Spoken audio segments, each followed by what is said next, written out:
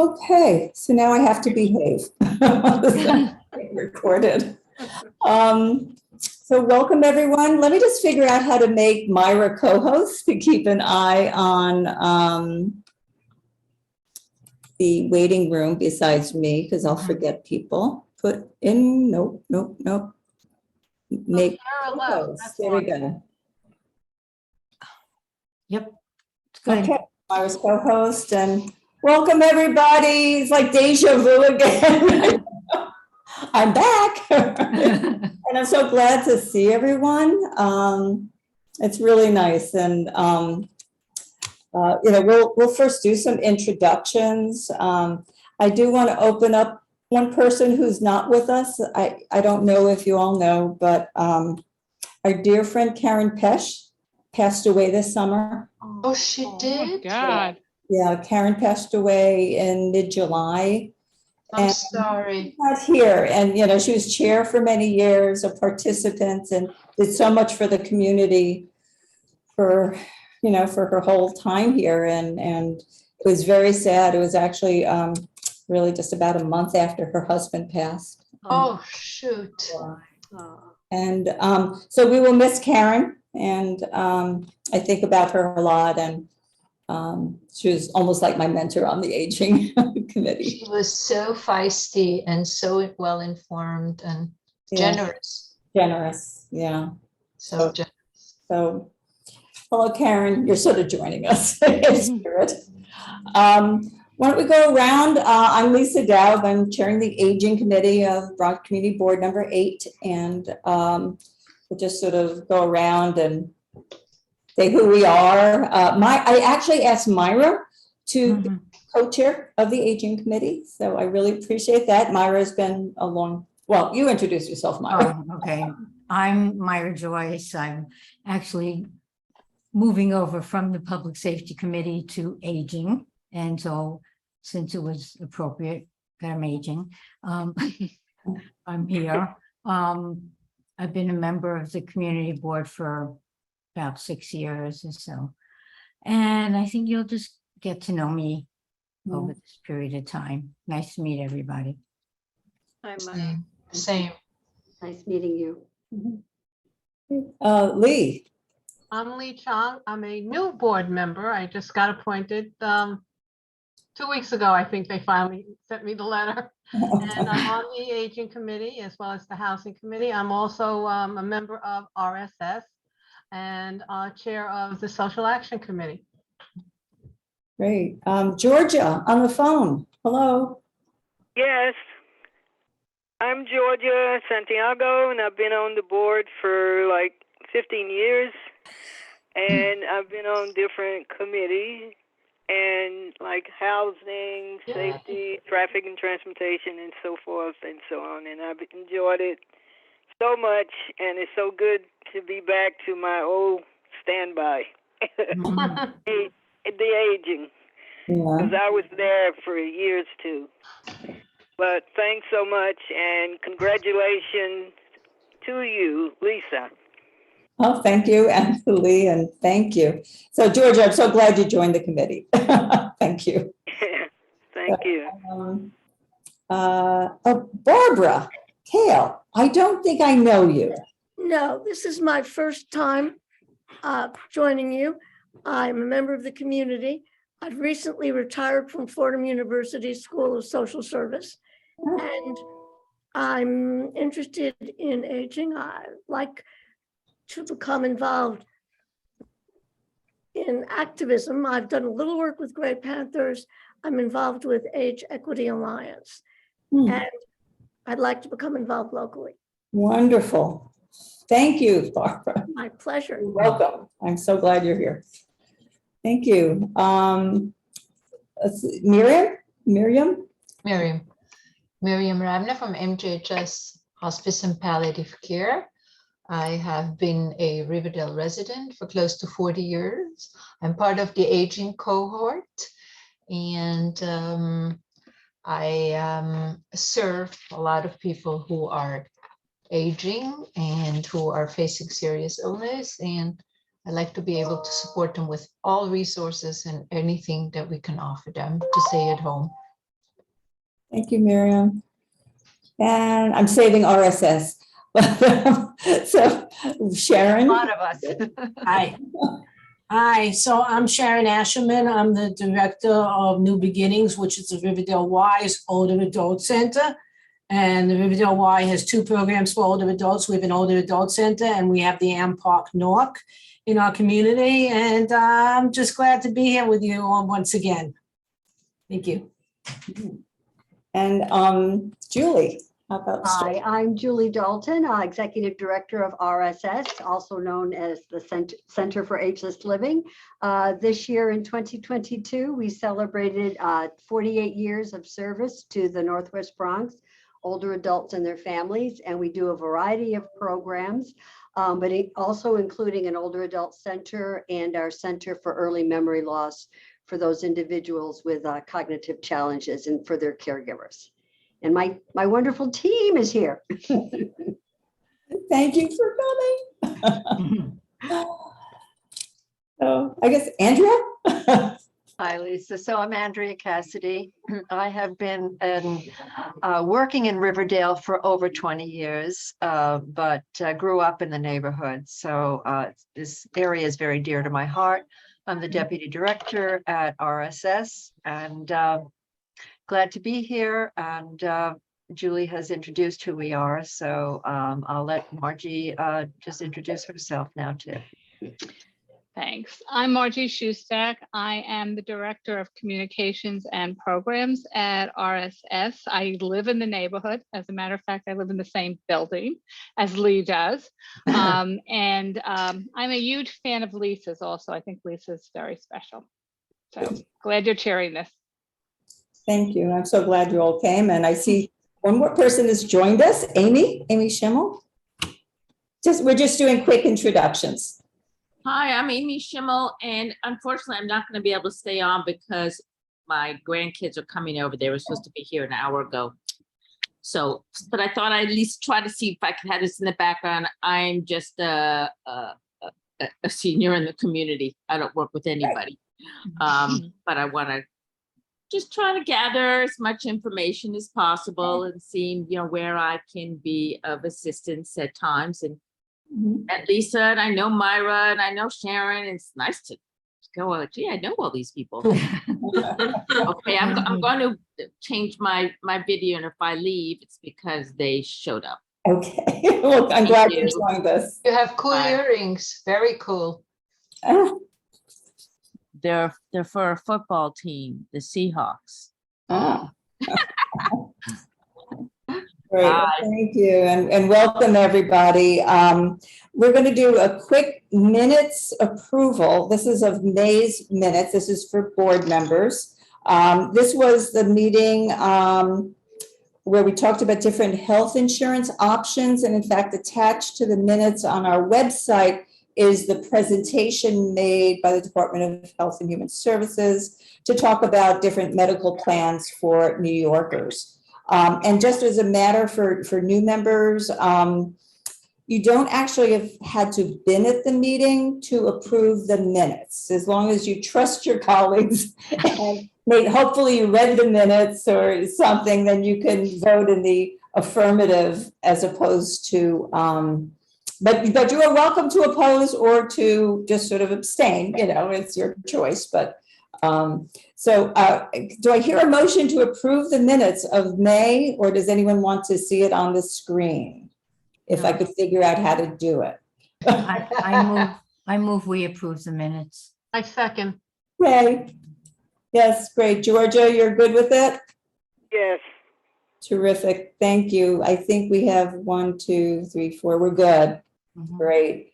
I thought I'd give just sort of a brief update of what I could share with you, and then hopefully everyone else shares, what's going on.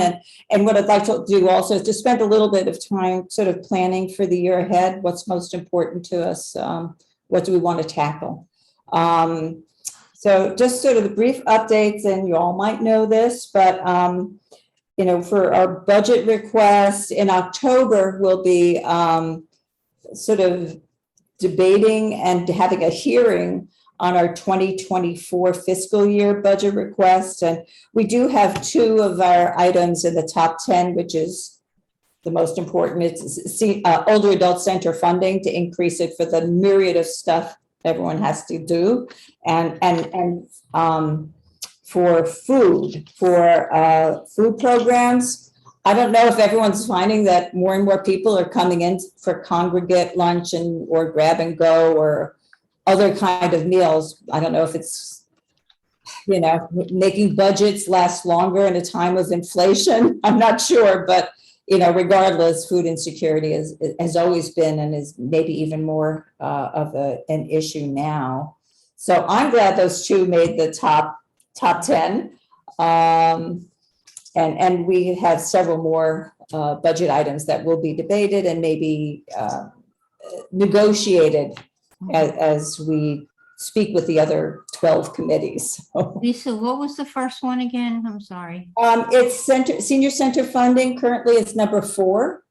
Or older adult center funding. We have, corrected terminology. Thank goodness. I agree with that totally. Number 6, as it stands today, it could change in October, is for our food programs. And I could get you those items, Myra. Thanks. Let's see. I did get sort of different community boards putting Q&As to Department for the Aging. And one of the questions with good answers that I just wanted to mention is that for 2024, there are no known closures or consolidations of Bronx older adult centers. So that's a big, a sigh of relief.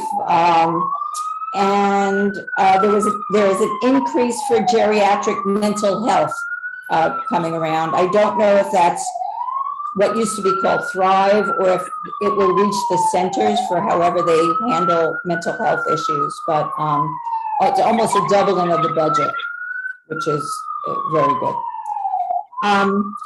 Sorry, are you getting those alarms?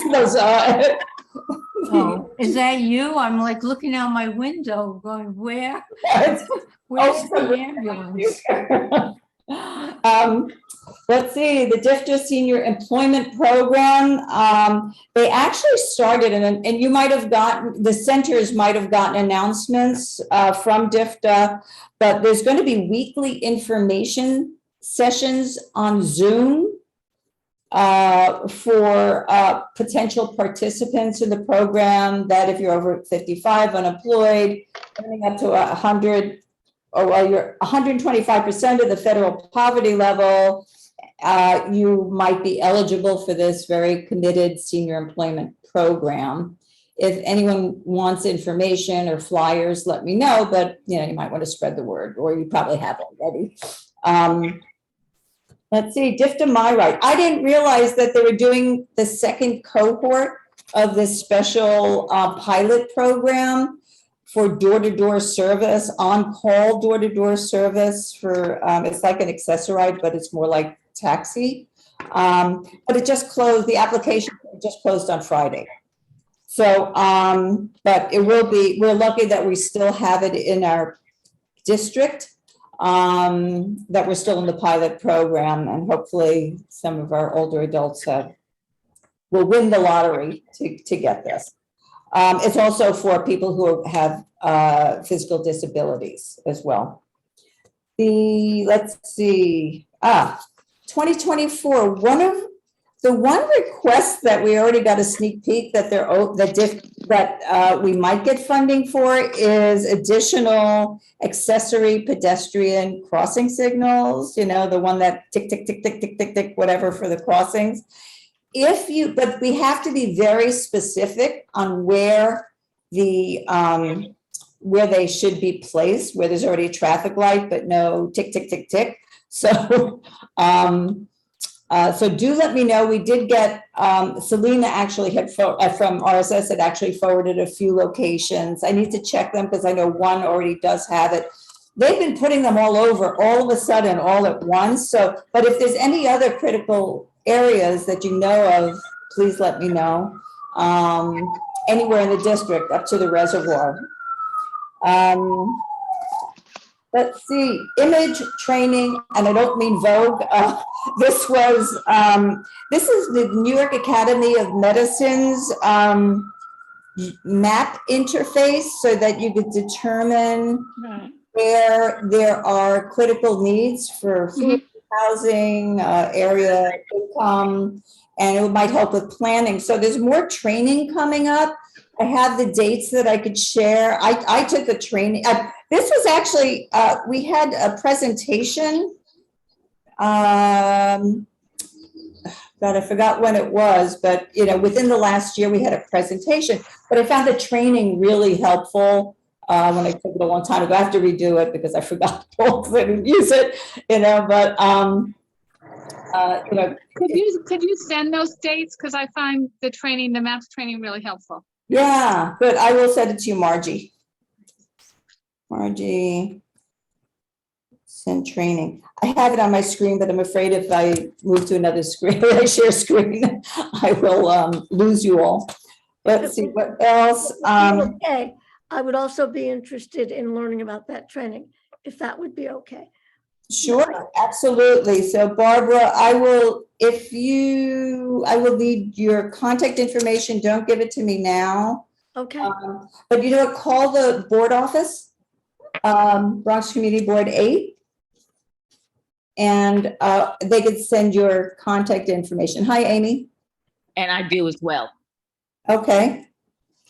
So Amy and Lisa, do you want to just send it to me and I can put it in the minutes also? that is great. Yeah. Okay, we will do it that way, so you don't have to bother calling the board office. Excellent. Thank you. The minutes will be done by tomorrow. Yeah. Myra's the best. Well, the board And- meeting's tomorrow. that'll work well. And image. Great. And then it will be posted on our website, but we can send it. So I don't have Amy or Barbara's email, but it will be posted very quickly under committees aging. Okay. Two more quick things and then we'll get going. It's like things happen over the summer, so I just want to catch up with what I know, and you all probably know a lot more than I know. But there was something I just saw introduced in Congress. It's interesting. It's HR 8677, which is a bill to provide grants to small house nursing facilities with person-centered care. I know we don't do a lot. We're mostly focused on people who are aging in the community, in individual abodes or in assisted living, who are independent in the community. But again, this is something close to my heart, and just small home nursing homes. Something's going on with my screen. It limits to 12 people with private rooms, private bathrooms. It's a more home-like setting, and it could be vertical, so 12 floor, 12 units, on top of each other, or most often it's separate cottage house homes, and it's just a more humane way to live. And it's a place to live, nursing homes, not just for medical care. So anyway, I thought that was interesting. We'll see if it ever gets through, but it was nice that one of a senator had raised that, or a congressman.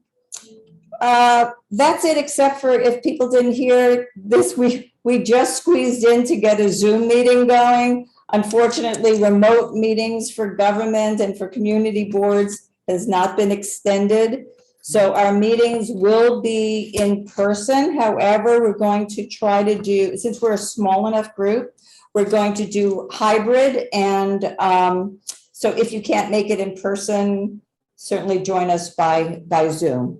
Okay. Board members and, with some variation will be in person, though most often in the board office here in North Riverdale, but also wherever we were invited to have a meeting where we can get internet access for virtual and hybrid meetings. And that's all I have. So I'm going to be quiet, and if any of the service providers would like to provide an update, what's going on?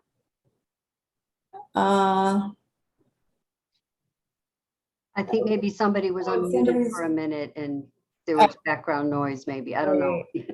So I don't know if anyone from RSS wants to give any special updates or, you know, what's going on, people coming back to the centers Sure. now. I'll Yeah. start and then Start, Andrea and yeah. Margie can Yeah. chime in. I mean, I think I'll let you start. we've been very cautious. We've been very blessed throughout the whole, COVID pandemic that we have very robust virtual programming. But over a year ago, we did return to in-person activities at our older adult center. And then this past spring, we went back to in-person for our adult daycare program, our Center for Early Memory Loss. So I think we've learned a lot of lessons from COVID. We did win a new contract with the Department for the Aging. So I think, one of the challenges we are having now is we want to make sure that we serve our members however they want to be served, whether in person at the center, at locations in the community, or online. And how do you balance all those three populations? We do have some challenges with people returning to on-site. And Andrea and Margie can talk a little bit more about that, but we are having some challenges with people returning. We are now at 75% capacity. We've relaxed with, DIPTA's guidance, some of the COVID restrictions, but because of our physical layout and still requiring some social distancing, and we still require masks, et cetera, we're at the 75% capacity as opposed to 100%. Lots going on. If you don't get our newsletter, please sign up for our wonderful newsletter. It comes out every Saturday. And then I'll let Andrea and Margie chime in if there's anything they want to add. So, well, you talked about challenge. Yes, I think that those of us that are running older adult centers believe that behavior has changed and adults are enjoying the virtual programming very much and have found a way to another way to live without coming to senior centers very often. So our challenge now is how do we reach, are there people out there that could benefit or would want to come to an older adult center, right, Sharon, and don't know about us? And we think that there's an up and coming cohort of people living locally that are hitting 55 plus. So our challenge is really to let people know that we're here. I also wanted to say we are very active in the community. We have a community outreach program. We call it a Healthy Community Project. Most of you do know or don't know that we do have nursing or some direct healthcare services on site, as well as mental health services on site, behavioral health, if you want to call it. We do have that on site. Of course, social services, you would know, we do have that as well. But our focus has been looking at health in a holistic way. For over 20 years, we've looked at it that way here at the center. And so we're bringing that out into the community, into some community partners where some people in the Kingsbridge and Kingsbridge Heights area, Marble Hill, don't have access to the kind of services we provide in terms of wellness. So we have a team, a nutritionist and a nurse out there in the community with a community engagement coordinator working with people who are speakers of other languages and really bringing our philosophy of wellness into the community. So it's really taken off. It's grant funded. So we're hoping to be funded again next year, but it's an exciting development as we try and reach other people in the community. And so that's new. Go ahead, Margie. You want to just mention we have a couple of job openings in case anybody knows anyone? Oh, yeah. Yay, Margie. Yes, we do. We're Don't looking forget at drivers, Cornell right? also. Part-time driver and an aide within our in our older adult program, our No, the social adult recreational program. recreational aid. coordinator for our Center for. Oh, Early I'm sorry. Intervention. Yes, we've changed the, yeah, thanks, Julie. Yeah. A recreational coordinator now, yeah. And a driver, a part-time driver. It looks like we have a full-time driver, but Sharon is smiling. She understands the Yeah, challenge. Sharon. We're looking for a part-time driver also, so that'll help us, improve our transportation. Yeah, so, Sharon can talk about how things are going at the Y. Sure. So we're struggling with some things that you guys are struggling with. Obviously, we're struggling with staff. The driver issue is still a big problem. I have to find a driver who is a CDL with a P and an S, not just because the driver also has to drive a little bit for the school. And anyway, I have one driver, 1.5 drivers, and I need one more. And also the other position that's a revolving door is the pot washer in the kitchen. We must have interviewed 10, hired 1, and they lasted for 4 days. So, there's a abundance of jobs and not enough people looking for kind of these low-level jobs. I know the rest of the Y has a lot of trouble getting lifeguards and receptionists, so that's all over. As far as the older adult center and what we're doing, so we actually, it's interesting. People are coming back slowly. We're at 100% physical capacity. We're still doing in person. We're doing probably between 50 and 60 a day. And before the pandemic, we were doing about 90, which I understand that throughout New York City, centers on average are at 50% of where they were before the pandemic. We are still doing our meal delivery program. And so we're delivering to 40 of the most vulnerable elderly in the community, and we're doing some grab and goes. They were written into our new contracts. We have a food pantry, which has been I don't want to say a food pantry is successful because it's been very well attended. And I think that food insecurity is really probably the number one issue that's facing people throughout New York City and probably in the whole country. The price of food is really affecting everybody. And managing a senior center in the kitchen, it's also problematic. There's never enough money. I'm trying to stay away from bringing in new virtual programs. The ones we have that were working are still working, and we're not really introducing any new ones. We're trying to stick with in-person and, if needed, hybrid, but for the most part, we're trying to get people to come back in. And I know RSS was really successful with the virtual program, so I feel like leave it to the experts. Let's get people in here. And they're slowly coming back. Sharon, I wanted to also, the food pantries, as Sharon mentioned, a lot of the services we're providing, health services, are through the food pantries in Kingsbridge Heights Community Center and St. Stephen's, which United Methodist Church, which has a diminishing emergency food pantry, but those food pantries serve about 60% of the people who attend those food pantries are over 60. So food insecurity is still very alive and well and out there in our community. So those food pantries do need support. As all of the food pantries throughout Riverdale and Kingsbridge do need that kind of support. Isn't one of the statistics that Israel talked about was people going to the food pantries, the ones we're dealing with, was something like 60% or more of the people coming to them were older adults.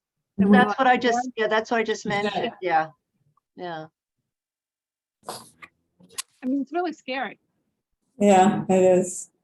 And again, it's probably combined with just income as it's always been maybe new immigrants, I don't know, but I think inflation just, how do you buy everything that you need and everything all at once? Well, I think that's part of the challenges, as Sharon was saying, for the centers also, because it's not like we got some huge cost of living increase from the Department for the Aging for things like food. So it's a real problem. Yeah. What about quantity? I mean, is there flexibility, I'm not sure how it works, but if you have 40 people or 60 people or 80 people coming in, do you get reimbursed like somewhat for the volume of people? Because there are more and more people coming back, as opposed to schools that cut the budget because there's fewer students.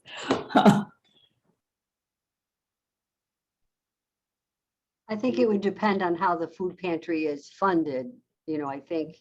I mean, that's the challenge. Some of them are more integrated into an overall nonprofit. Others are more, like Andrea mentioned, the one at St. Stephen's clearly came out of the pandemic and it was emergency. And now we've seen over time that the ability to support it, diminishes. So that it's a tough job to operate a good food pantry. There's having the food, how to store it, the ability to have fresh food on hand, and then you have a different, cohort coming every week. But on our website, we do have a section on our website called the RSS Wellness Corner. And in it, we also include, and we do a separate newsletter where we list all the food pantries in the community and their hours and their days. So Tuesdays here and Wednesdays there. So Lisa, was your question more about the older adult centers? oh, sorry, I It actually missed made more sense what you said, Yeah, but when you go for a congregate meal, for example, what you get, is it a per head type of reimbursement, or even though the amount per person might not No. change? the reimbursement is based on the food cost and the per head is really for what they call the unit of service, whether you had 50 people for lunch or 100 people for lunch. Those are deliverables units. Okay. But yes, challenges in making that raw food budget. Yeah. Nowhere near what it really costs to produce the meal. Yeah. Right. Okay, thanks. Miriam, is there anything that you'd like to share? I always like to talk. Yes, MJHS and hospice care obviously served throughout the pandemic, and we were unfortunately very, very busy, but it was also very hard physically and emotionally, and the bereavement for ourselves, our staff, and for the families was very, very taxing. We are at a calmer point right now. I, for one, am going out into the community. I am offering programs on the importance of advanced directives. I'm discussing the difference between palliative care and hospice care when you are facing serious illness. What are your resources? Who are the payer sources, etc. And I started a program which we have not been able to deliver in person, but we started on Zoom, about legacy building and meaning making. And that has been very favorably received. You can start with a collage that people are making, pulling magazine pictures.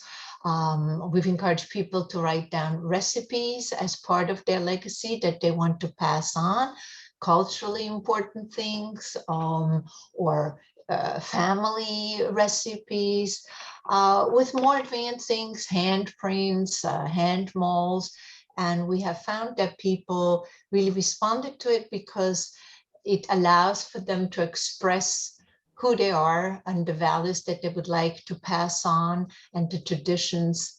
And so that has been very, very rewarding. Can I ask a question? Because I love that idea. I think that's an amazing idea. Is that a syllabus or something that's written out? Because I think it could be a really nice program at any center. I think it's really we have not met. I have done it in Zoom sessions. Also, I refer people to the Stanford letters, which are posted on the internet, and they can take that as a template for writing a letter. People have different ways of expressing themselves. If you want to, we can be in touch about it. I'd and love I'll to be talk happy- to you about it. And if we Absolutely. create it together in collaboration, I think it brings a lot of good energy, and it takes the edge off the sadness and the regrets about things that happen in life. And a legacy project could be a letter of forgiveness, or expressing gratitude, or burying old hatches. So it's. But I it's love the very idea that you're meaningful. including other things like recipes and things like that. Yes, I don't think people absolutely. think I about have a the very, letter. right, I have a very vivid imagination, and I think whichever way we can express stuff, and whichever way we can pass it on and find meaning in our life, in our lifestyles, in our faith, that's a wonderful opportunity to create it. So I'd be happy to brainstorm with you. Yeah, absolutely. Thank you. Thank you. Great. Which brings us to, it's actually a good segue into planning, sort of new business, but I hope we could focus a little bit on planning, on what we want to see. And I have a few things that I wrote down, but I'll just keep going. So maybe I'll ask if there's something specific that anyone would like to suggest that we focus on. And I don't know, Myra, if you still have it, right? Which was a good segue for Miriam, I think. Yes, very good segue. So Lisa and I just briefly touched on something that is sort of a little self-serving to me, because one of my elderly friends, a very good friend, passed away last year. And so I was sort of involved with her final wishes and all that. And what I would like, because I know that I am very ill prepared for what my friend went through. And I have no advance directive. I don't have any relatives in New York. So I'm sort of really up in the air about everything that needs to be done, because I don't really know what needs to be done. So I was wondering if we could, devote one of our meetings to have some speakers speak to us about, what do we do when we're alone? I think that's a fantastic idea. I've done many, many workshops on it, and we don't realize how many people don't have a family or don't have close friends and feel at the loss. And so I'd be I'd like that very much. That We would be also great. have at RSS, we have a solo agers group for people that Yeah. live alone. They may have family, but their family may be far away from them. And this is one of the topics that we've been talking with people a lot about. So we have also like a bunch of information too. That would be great. Great. I had 2 or 3 thoughts, and I want to bounce it back because it's not about what I want, it's about what we all need. And I had 2, maybe 3 things. One, Andrea, spot on outreach to the community. Again, we hold the meetings at 4, so we could be there where more people in both the provider and the aging community, who lives here can participate. And we'll do hybrid, so we could be, have our meetings together. But I want to get more people in the community to get involved with this aging committee. I mean, we used to have more of the affordable housing, older adult affordable housing people come and join us. We used to have people from nursing homes join us. We'd have like the Atria and other assisted living administrators join us, and even more of the other adult services. I actually reached out and I thought we'd have the new director of the JASA, Van Portland, join us. I guess she couldn't make it, but I thought, she would, and hopefully will again, as well as Marshallou Montefiore Center, who oversees the Ford Independence and the Marble Hill centers. I thought she'd be joining us today, but I will be a nudge so she may join us for future meetings. But what I really wanted to reach out to is our houses of worship. And that's a tough one. But I would really like, in my mind, to host something where we could get people from different, the leaders from different denominations, different religions to come together, because that's where maybe we'll find more older adults, who are still engaged with their religion. And I don't know. And then to show what the services are, we're not competing with them. The centers are not competing at all, but we could provide a service, to their congregants, and, whether it's social services or food or whatever. And so that hopefully they know that these services are out there, as well as Department for the Aging services that are available to them, that they could share with their congregants. And the other thing that, maybe it's in combination, I'm just like throwing this around, is ageism. That's a big issue. We had a speaker, hold on, where do I find it? From Live On, yeah. From Live On. It's a wonderful, wonderful, I don't want to say program, but it's trying to change the culture on aging, to realize that, whether it's from employment or just the language you use, or just we all do bring, stuff to the community. And where is it? So I want to bring sort of the Reframing Aging initiative to our houses of worship, as well as bringing the social services, because the congregants can also do a lot in their services, in their churches, in their synagogues for older adults. And this is so weird, but I went to Karen Pesch's service, and there was somebody there the Reverend who spoke. It was amazing. And I looked her up, and she's involved with this initiative. And I just got goosebumps. It's like Karen brought this to the group. What's your name, Lisa? If we could do it, I think we've tried before to get some of the congregations involved, and I don't know if we'll be successful, but if you all think it's worth a try, and, maybe it would probably be best as an in-person thing, what's available, meet the centers, meet the resources. I don't know. Lisa? Let us go if we could do it. Lisa, do you remember her name? Yeah, I have it. I don't want to put it, I did speak to her there, and we just hit it up. Was it Josephine? Until I speak with her. Was it Josephine Cameron? No. No, okay. Oh, 'cause she was the pastor of Riverdale Presbyterian Church. This is actually a church in Manhattan. It's a church in Manhattan. Yeah. Sometimes the houses of worship like to come less to hear about what we could offer them, but more maybe going the other way a little bit and hear about what they're doing in the community, and where, so a lot of them are doing things with older adults and other things, so that it's not just like come and hear us talk to you. Good. There might be more for them to come and talk, that we want them to come and talk to us about, so that we better understand what they're doing and better work with them. So we can hear the gaps. They will tell us where there are gaps and what is missing.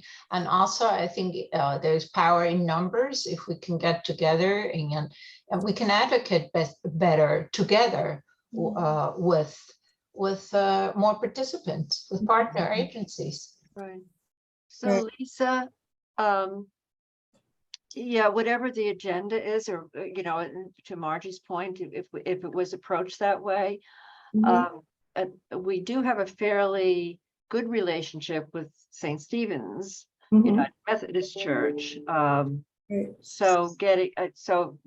once we could help make that connection, if they're willing, they're in the middle of getting a new pastor, but they're a very, very active, amazing community of older adults that actually do a lot of the work at St. Stephen's in terms of the pantry and other community events. So we could help facilitate that, I think, if it's their choice, but we could at least help make that connection. That's one connection, one strong connection we have right now. Right. Right. Yeah, and so I'll definitely reach out to people individually to get some thoughts, to edit things. And how do we reach? Do we do it by faith? Do we do it interfaith? We actually have a rabbi on our board, so who's involved with interfaith issues, so I might reach out to him how to best handle this. But is that a good idea? Because I think outreach and telling people more about yes, what's available. And I would do interfaith. I mean, it's so we can all learn together. Yeah. There is interfaith, there is a Riverdale Interfaith Council of some sort. Yeah. Reach out to them. Great. So that's my big 2 cents. And I'm so glad that everyone agrees with a great vision for this year. Yes. Reframing aging. Yep, absolutely. Yeah. I mean, the other thing we've been asked, the resource guide that was called the Senior Resource Guide, but we know we need to change that, and I'm glad we will change it.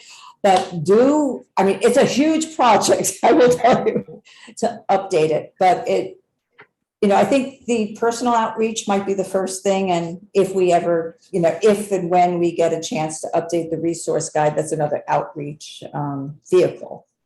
But well, that could also be a reason to bring all of these groups together, is that we're trying to really update the resource guide. And so we really, there may be a way, right, like mush the two together a little bit.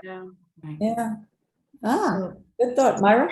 Okay, yeah, I had just one more idea that hit me. Is educating older adults, sorry, about internet scams and email scams, because older adults seem to be a target or more vulnerable for falling for such scams. So, figuring out a way, I was on the Public Safety Committee, and I knew that this was like a huge issue, but getting the word out to people on how to deal with it is very difficult.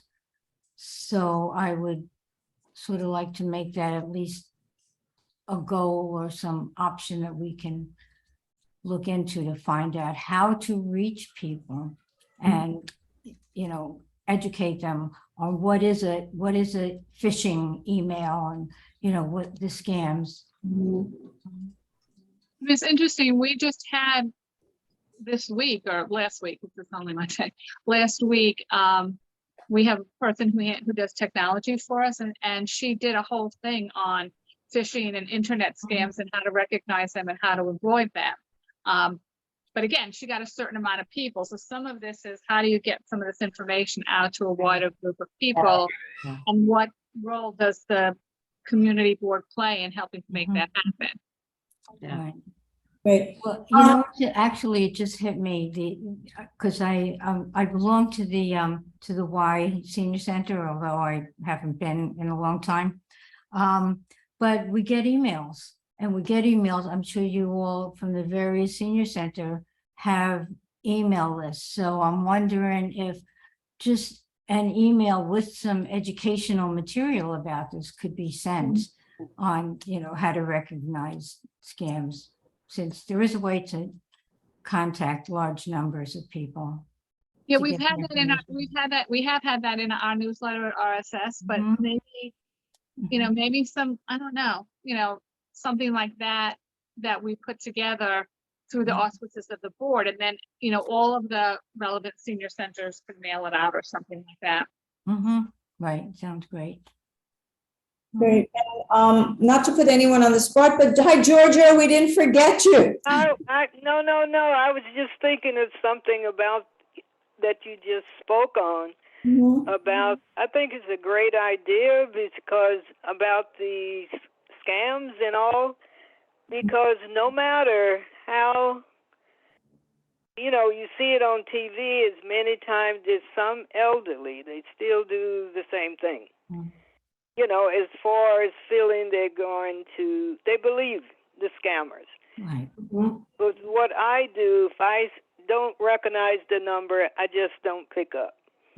Or if I do, then I'll just say something really quick because from what I understand, a scammer can take what they ask you. It can be short, but they can take it and turn it into a no or a yes, more or less a yes, more often. That's what I've been told. Yes, you're right. That you have to be careful the way you answer this, but the whole point of it is trying to get the elderly to understand. It's just like people come and knock at your door. You don't open your door. Same, you know, similar, but that's a great idea. That is to. I was thinking, but I don't know how safe it is. That get flyers and try to the old way, you know, knocking on people's door. I don't know how safe that might be. Also, right now it's very hard to knock on people's doors because a lot of places. Okay. Yeah, I understand. It was just a thought. Yeah. Yeah. So I agree with the other that you all have spoken on. I was listening. I was thinking and listening, but I knew you were, Georgia. I didn't know. But we're thinking of you too. And we have two guests, Amy and Barbara. Is there anything that you would think of that perhaps maybe you'd like the community to focus on? Right.